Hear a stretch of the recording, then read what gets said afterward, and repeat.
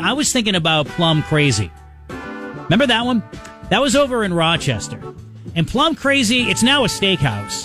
And I think it was a restaurant before it was a club. And it was much like the Inferno in Dover. I think that was like the competing club or whatever. But the radio station I was working for at the time had a night there.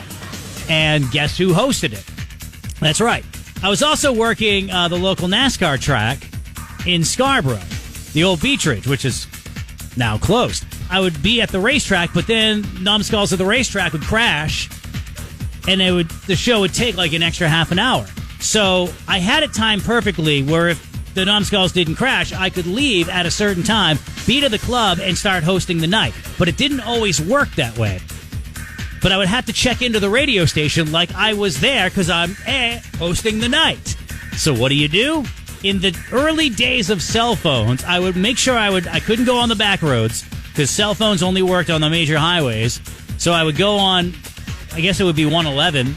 That was one of the places that the cell phone worked. And I would crank inside my Pontiac Grand Am. I would crank the biggest dance music like I was in the club. And I'm like, hey, how you doing there? Looks like I can't remember what I said 25 years ago.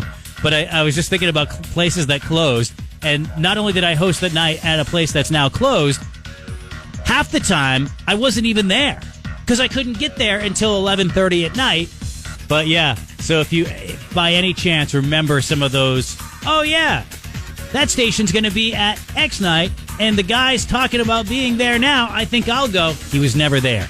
He was just inside a Grand Am with a really nice sound system, $3,000 car, $6,000 stereo system. Connect with York County's morning show at 324-1220. 324-1220. Or the open mic feature on the Seacoast Oldies app. Come on now, wake up.